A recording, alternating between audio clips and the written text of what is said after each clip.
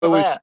we was talking about the guitars and was talking about your dad make them. Did he make your very first guitar, or did he have or did you help make your first one?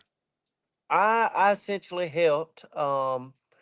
At the time, I wasn't allowed to run any saws. Like we talked about earlier, he was scared I was going to cut a finger off or something. So the them fingers are pretty important when it comes to playing a guitar, and He- we just kind of built one together.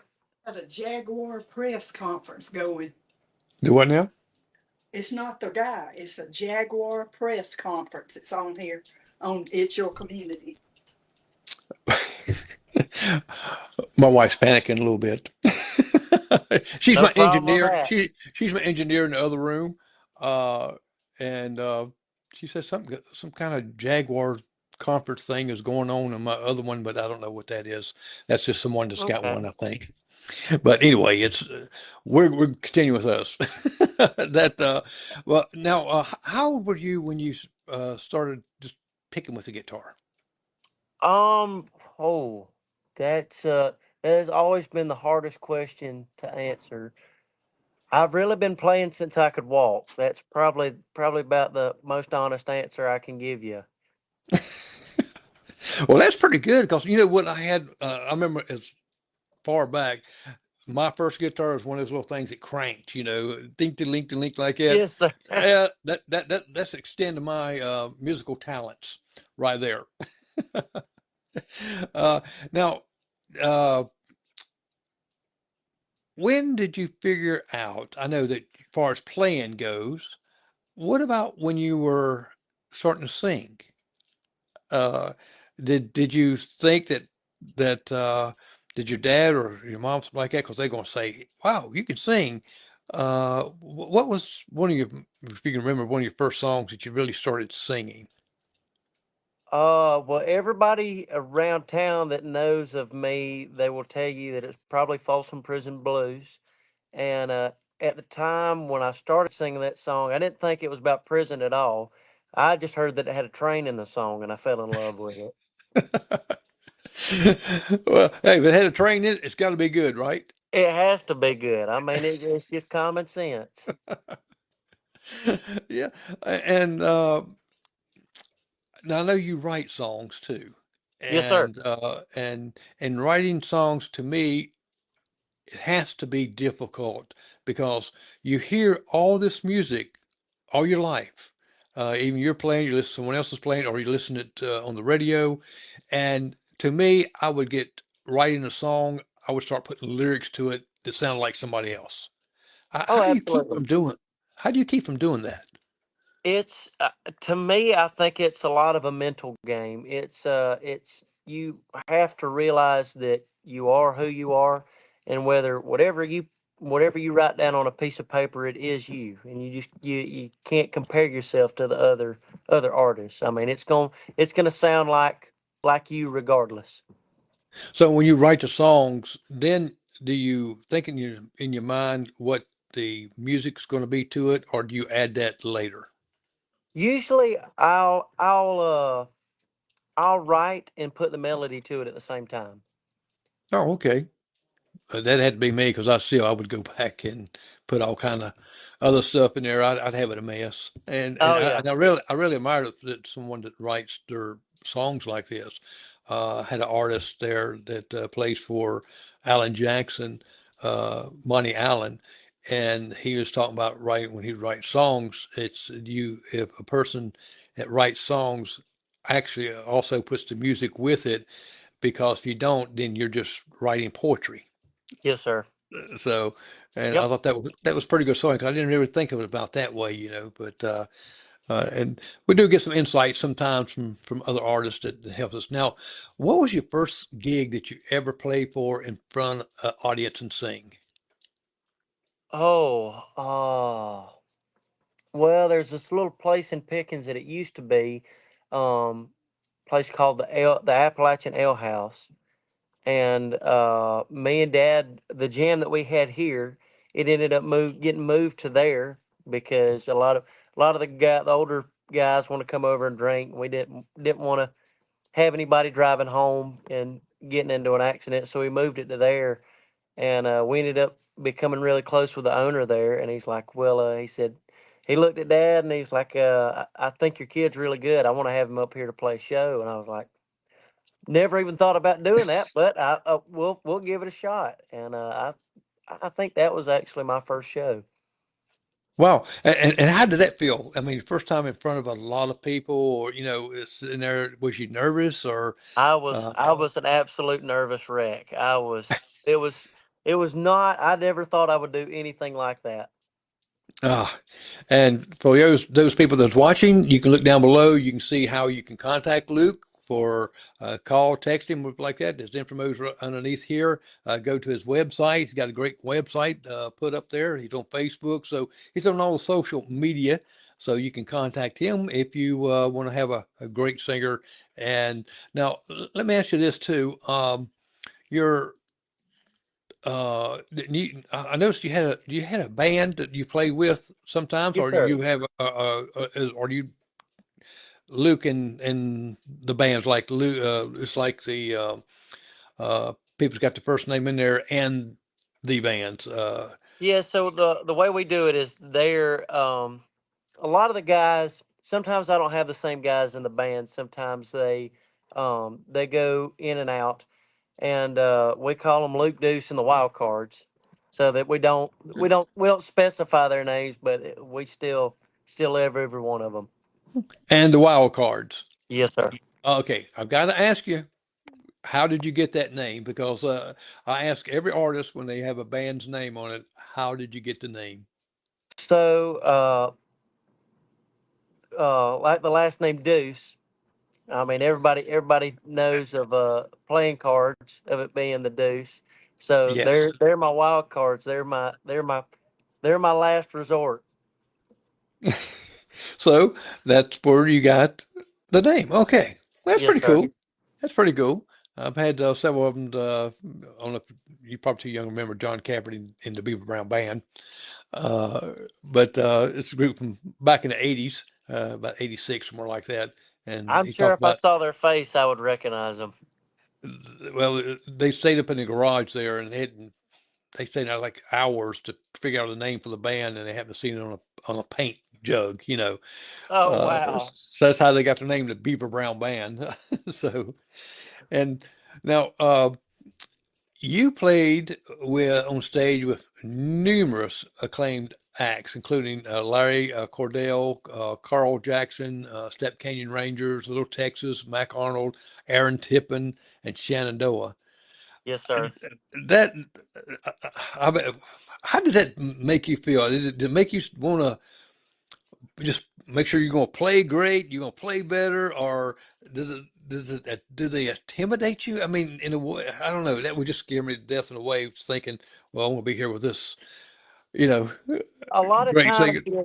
it's me wanting to put on the best performance I can because I know how great those other acts are. I mean, they've made an absolute great name for themselves in the industry. But we have been really, really lucky to meet a lot of these people. They are great individuals, and all of them have been humble. We opened up for Shenandoah. That was probably the first great interaction we had. They did a VIP experience, and we were in one of the green rooms, and uh, Marty and Mike both came out and said, "Luke, get in here. You're going to be part of the VIP experience. You're our opening act tonight. You need to get out here and be part of it." And it made me grin ear from ear because I didn't know what to do. Well, I know that these collaborations kind of enriches your musical journey. It allows you to hone your craft because you're seeing these uh, experts that in the industry of music that and I noticed that everyone I've talked to that's coming up like yourself, when they are involved with a lot of big name talents and stuff, that it they don't mind telling you some of the ropes. They don't mind telling you things that's going to help you in your craft and what you're doing.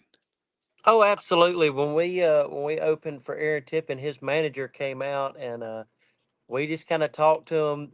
Me and Dad, we've been doing this for 3 or 4 years now, and we are still completely blind to the industry. There's a lot that we don't know, and whenever we get to meet somebody that's a little bit more familiar with it than us, we always try to ask as many questions as we can. And they were one of those really humble guys that they just trying to shed more light on it for us, then helped out a lot.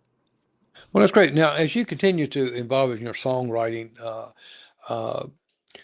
do you have mentorship that helps you with your songwriting, or I know you have the CMA producer of the decade, Keith Six to Go, and and he's well known around all over the place, Yes, sir.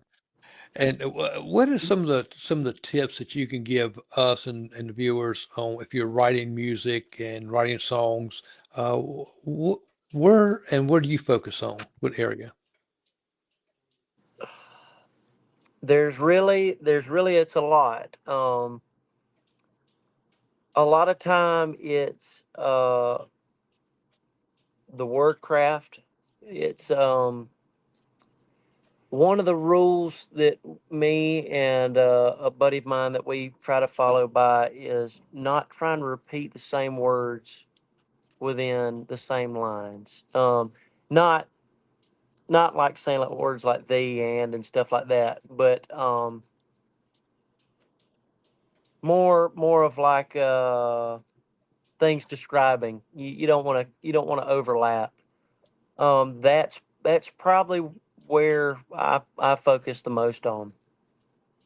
Now, in writing this in your own songs, now I've noticed that you've had some award-winning writers, Kent Maxon, Nick Nichols, of course, Brian Maher, and Gerald Smith, and Levi Foster, that has a lot of experience here to help keep you on a track. Because I can imagine in writing, when I wrote papers in college, that sometimes I get repetitious when I write another story. I write another story, and you don't want to do that.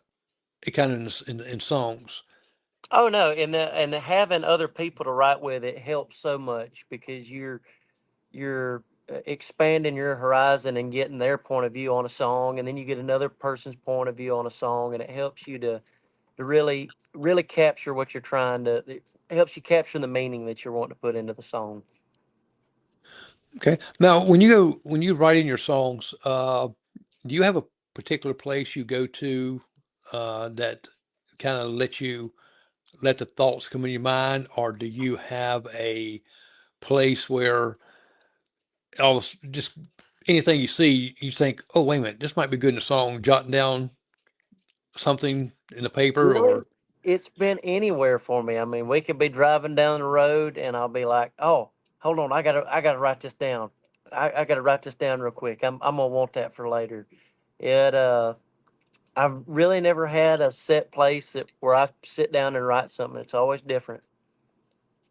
and I think that's great because anything I believe that you run across, it's going to remind you of a song. I mean, or word or anything like that. And I tell the story all the time. Richard Sturban tells me, like Elvira, the song Elvira, Mhm. that that song come from that writer. He just come to a stop sign, looked up, there's a sign, a road sign saying Elvira.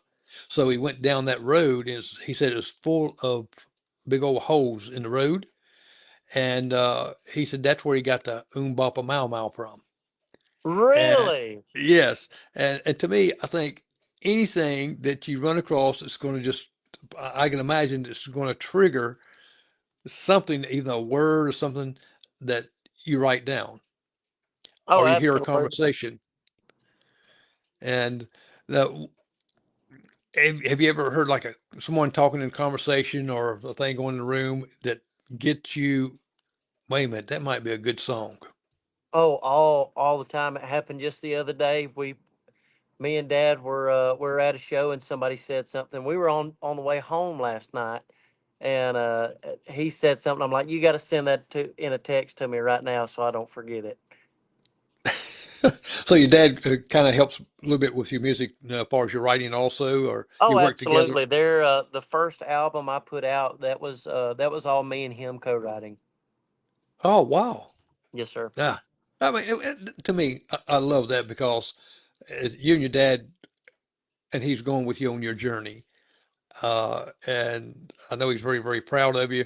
I know I would be, and that's just, I think it's great when that happens. That's on anything in life with father and son, or with like it can do things. Oh, Now, absolutely. I wouldn't trade any of it for anything. yeah, now you love to uh, get close to your fans, the engagement there. You're a very dedicated performer just by looking at all the places you go, and you have like impressive of live performances scheduled, playing over 200 shows annually. Yes, sir. And if I read correctly, you believe in the power of face-to-face connections Yes, to grow sir. your fan base. Tell me a little bit about that. So a lot of the new artists you'll see, I mean, ever since TikTok came out, everybody blows up. They'll go viral on TikTok, and then you'll see them for about a year or two, and then they might drop off.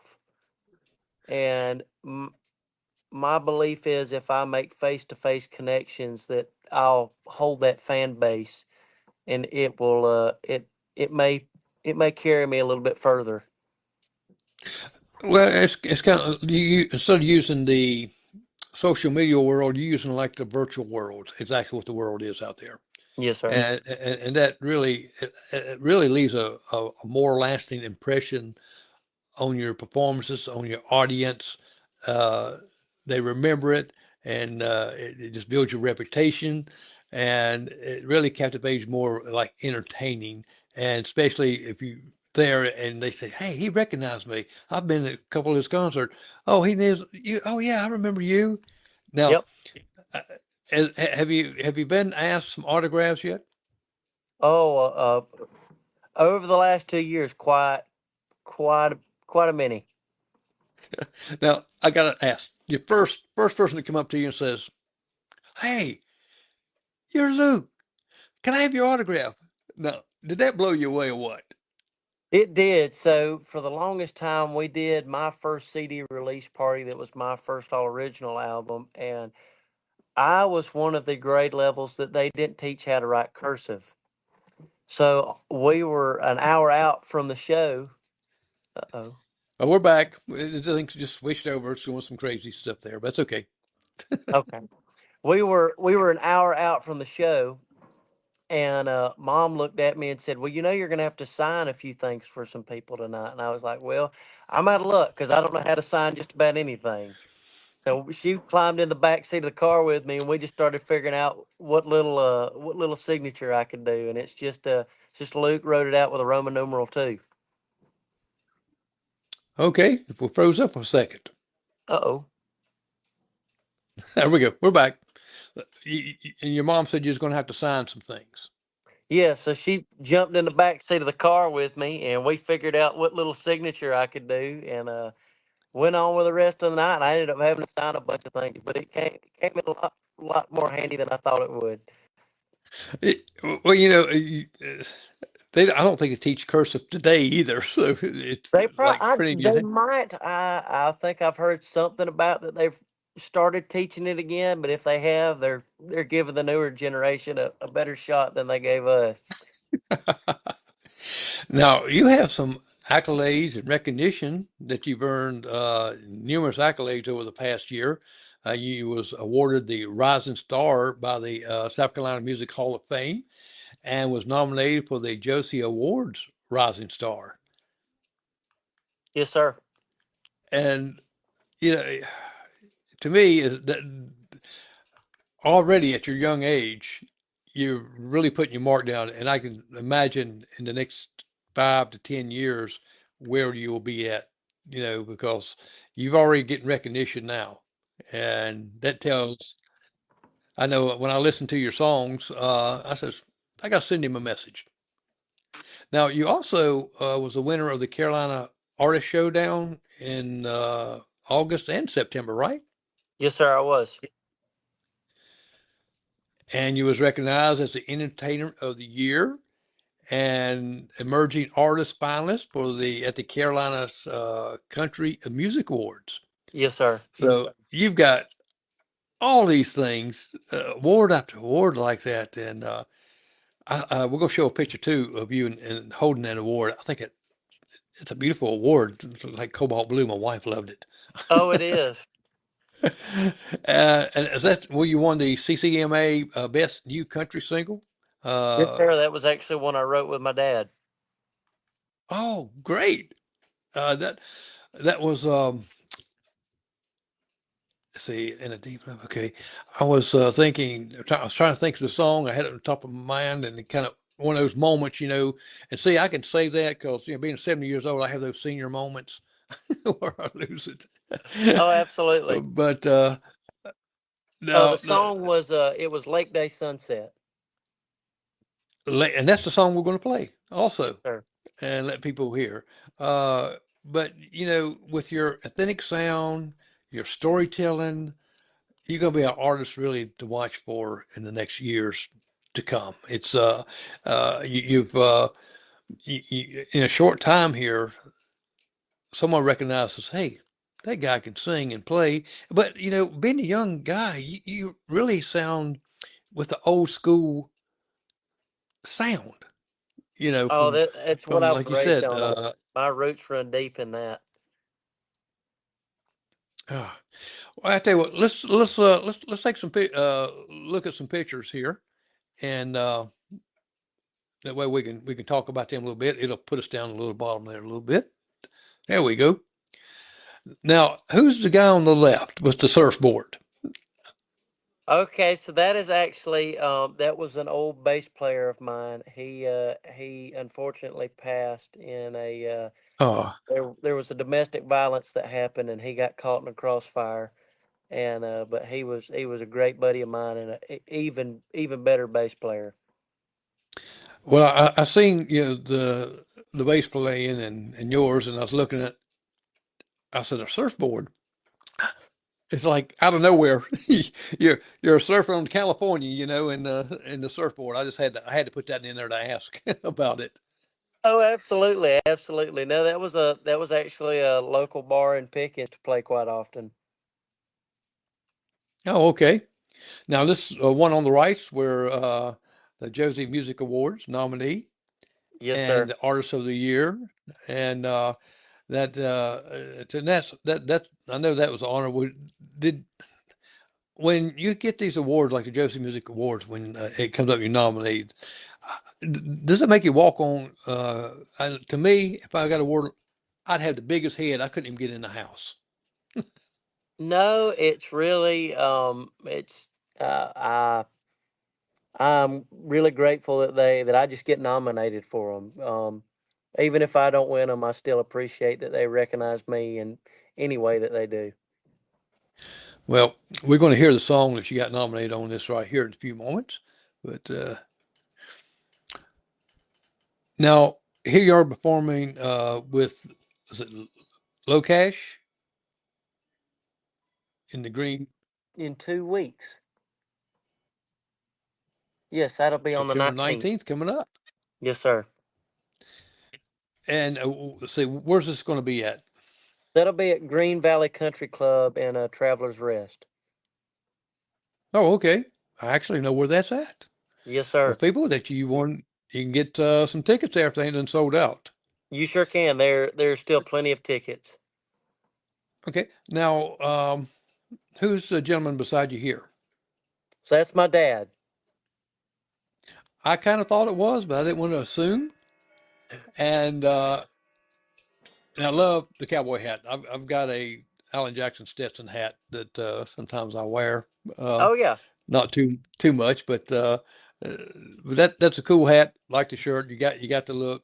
And is that also in your I guess workshop there or your dad's workshop? Yes, sir. It is. Yeah. So people, I'll let you know this guy. We're gonna see something. I want to show. I'm not even gonna give it away. We're gonna talk about it in a minute. All right. I got to ask about the little fellow on the left. So a lady that actually used to work with my dad. My dad was a general manager over a capacitor plant for a long time.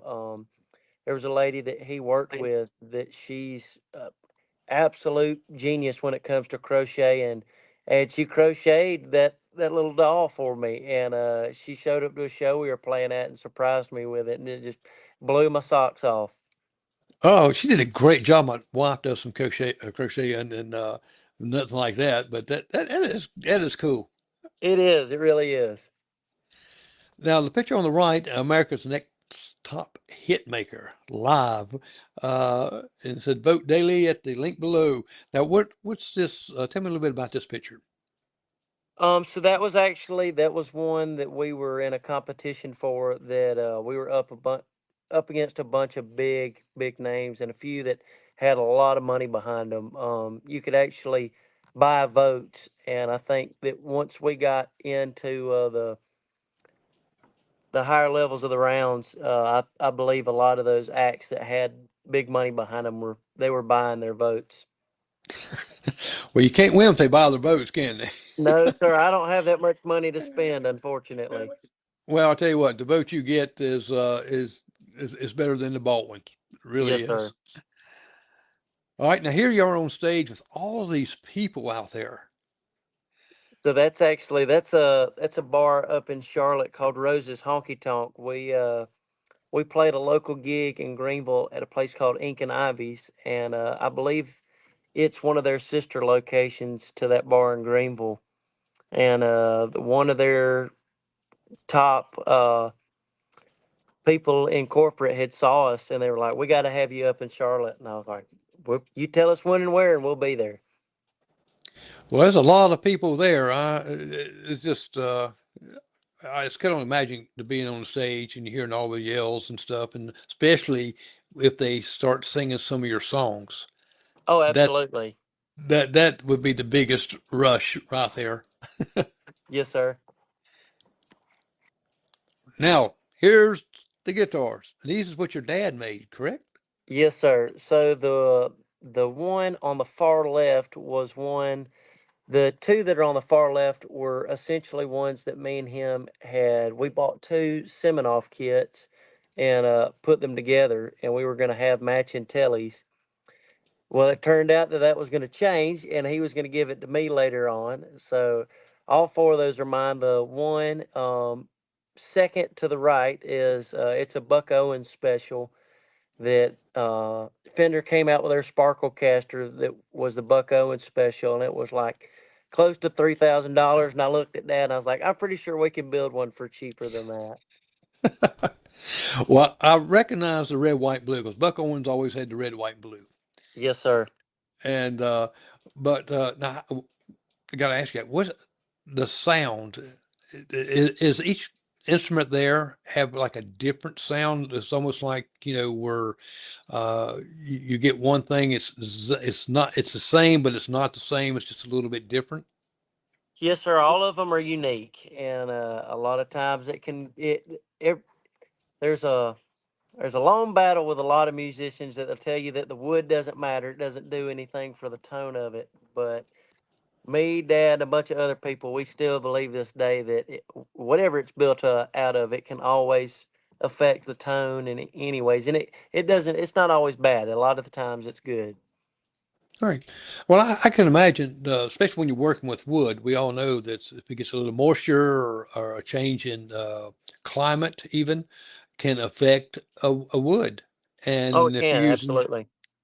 and if you're using that on a guitar with the uh, wood expanding or lower like that, I can imagine. You ever have that issue? I'm just curious. Like if you go somewhere with high elevation, even to play a gig, do you notice that you have to adjust a little bit? Oh, all the time. As soon as we take a guitar out of the house, tuning is it's a must wherever we go. Yeah, I just always wondered that because I've never played before, so I, I just thought maybe sometimes when you make cakes, it affects it even with that. Oh, But absolutely. y'all did a great job on these right here. I had to show this picture because it was just blows me away. It's real nice, beautiful, beautiful. Well, thank you, sir. I appreciate that. Now here's that award we was talking about on the left, Yes, that sir. cobalt blue. It's sitting up on my desk in my bedroom right now. Yeah, it's a beautiful design. My wife can tell you what design is. I can't tell you. She plays piano. She can tell you. Uh, now, let me ask you this question. Did you have any music training, as far as in school or anything like that? I took orchestra for 3 years in high school. Other than that, that was about it. So you got to where you can read music and Oh, yes, sir. okay, because I have some artists that doesn't read music. They play by ear, and their playing is just just outstanding, just by ear. Oh, yeah. Now, who's the lady there with you on the right? So that was actually a young lady. She was nominated for a few awards for the CCMAs. Her name's Julia Golden. She's another incredible artist. It was we'd never met before. We had been Instagram friends for a decent while, but we finally got to meet that night. I know Julia Golden. I haven't had her on my show yet, but hopefully coming up soon. I can get a hold of her. Oh yeah, she's great. And yes, I've listened to quite a few of her songs. And you're right. Hey, y'all got matching hats too. Yes, sir.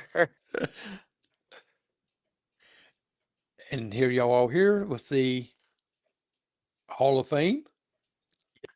Yes, sir. This is the South Carolina Hall of Fame, and I've got the interview of the director coming up next week, actually. And I think he hurt his knee real bad. They have a big thing coming, and he couldn't come on any earlier. He had hurt his leg, and Oh and Lord. so he lives in down in Columbia. And I says, well, we can do this, like we're doing it now. He says, oh no, I'm gonna come to your house. I'm gonna come to your studio. We're gonna do it there. I thought, oh, sounds good. That's perfect. Uh, and there's another person, Pat Gwynn. He's involved with that, and and the guy that from Shark Tank also. Y- Yes, And sir. Mr. yes, Christopher. yes, he was on my show a little bit, and we talked about it. He's a really fun guy and very interesting. And okay, now I'll take us both off because I want to play your music for them to hear your song that you and your dad wrote. Oh, All right. absolutely. And nice video. Let me ask you, is that your truck? It was, yes, sir. It actually it got the. Oh, you're talking In about the the it, one in the picture behind you. yeah, the one in the video there. We get That one unfortunately is okay. not Now mine. you got a pretty cool one in the video behind me too. I mean, Yes, sir. That was actually a good buddy of my dad's. It's a '66 Fleet Side it was one of his oh, dads. can't you can't you can't get a better truck than those models back then. Uh, No, sir, you can't beat the old all right, stuff. well let's play you and your dad's music.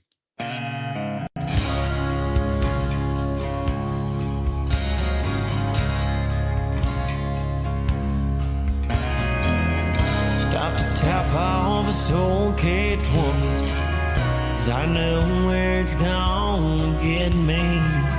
It's gonna get me the hell out of here. My friends think that I've gone crazy, 'cause I think it's the only thing that'll save me, is to leave this town in a rearview mirror. So I take drives to get you off my mind. It could be day or night until leave this heartbreak behind. I go down roads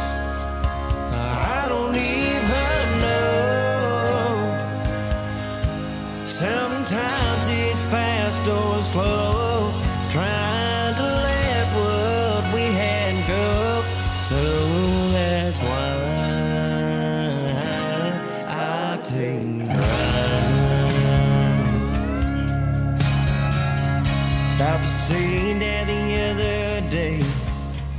He asked me if I was doing okay, but he could already tell by the look in my eyes. Got a lot of miles ahead to get your memory out of my mind. And I gotta find the end of that white line. So I take drives, get you off my mind. It could be day or night till leave this heartbreak behind. I go down roads I don't even know. Sometimes it's fast or slow, trying to let what we had go. So that's why I take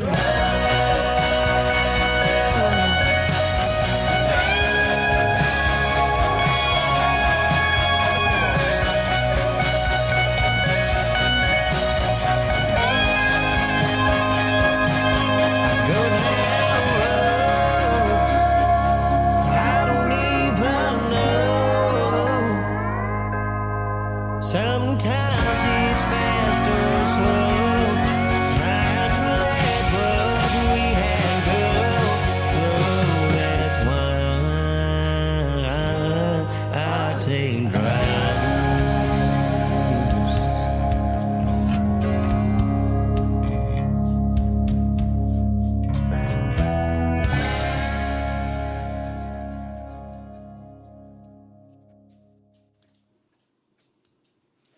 All right. How cool was that? Now who's the lady that played? Her name was Anna Stadler. She's actually becoming a pretty famous actor at the moment. Wow. Let me get this. There we go. Now, was that the band? Ye- Yes, sir, that Oh, was. great, great. Now, you had someone we've seen his name at the end of to do the video. Uh, how long did it take to do the video? People think that, oh, that's only 3.5 minutes or 4 minutes, but we're like, gosh, that's all it takes to just do that. So we did a full day of recording, and then I think it took them it wasn't very long. It took them maybe 2 or 3 Hmm. weeks, and they got everything put together and got it back Yeah. to us. Well, see, when you say, and I know when we say 2 or 3 weeks, yeah, to us, yeah, that's a pretty short time, a little bit, where most people think, took you that long for a 4 minute video? Yes, it Oh yeah, does. oh yeah. Now, be honest, how many retakes did you have to do? Oh, for the scenes that I was in, quite a many. Now, I like the guy, I love the steel guitar. I love to hear that play. And Oh, he's unbelievable. He's not. He can make a steel sound like a Hammond B3 in the middle of a show. you don't see that too much in a lot of country artists' bands. You don't, but half the time he can sneak it in there and he can make it work, and it just blends right Yeah, in. well, it sounded great. They sounded great. Uh, you got a great band, a great sound. Your dad and yourself did great on that that song right there. And now, did the bigger guy playing the guitar, was that one of your guitars or one of your dad's? So that Matt is in and out a little bit. Matt has his own band that he plays with. But most of the time when I need a guitar player, I'll call him in. He's incredible guitar player. Now, when you people you can see underneath there, how you can book Luke Deuce there for any kind of festivals or any kind of big stage. He's got a solo, or he can have a whole band there, just whatever your preference is, right? Yes, sir. And you've heard a little bit of his sound. I encourage you to go to his website, go to YouTube, so that and listen to his music. And what you have coming up soon now? Let me ask you first about, have you got another release coming up?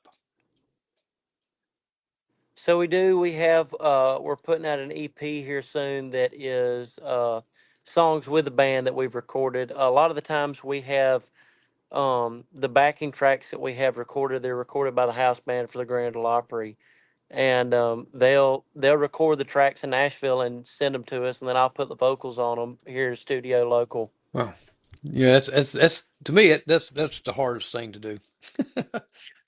Yes, To sir. match all that up. It's just amazing.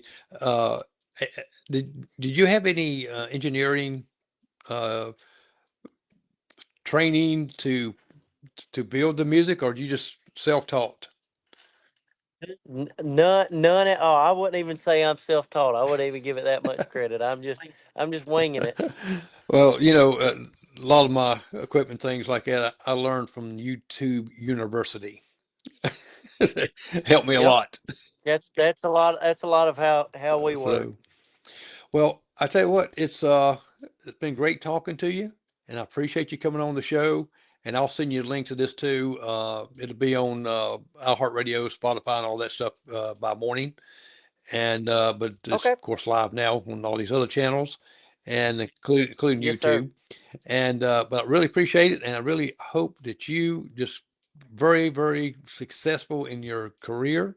I think you're gonna. Others think you're gonna do great.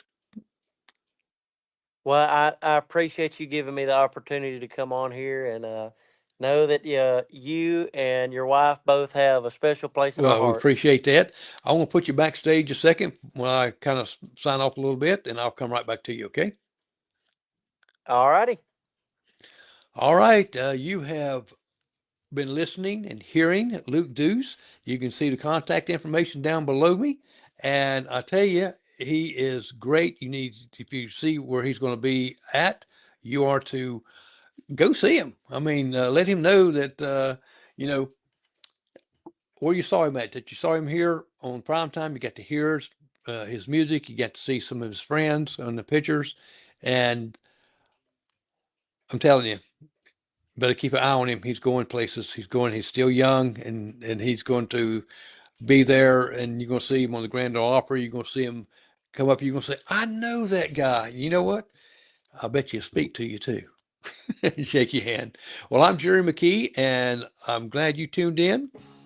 Tune in next week. We're going to have another special guest from South Carolina Hall of Fame director. We're going to hear how he puts these things together, and how you're just going to learn a lot of stuff from him. Well, I'm Jerry McKee, and you have a great, great evening.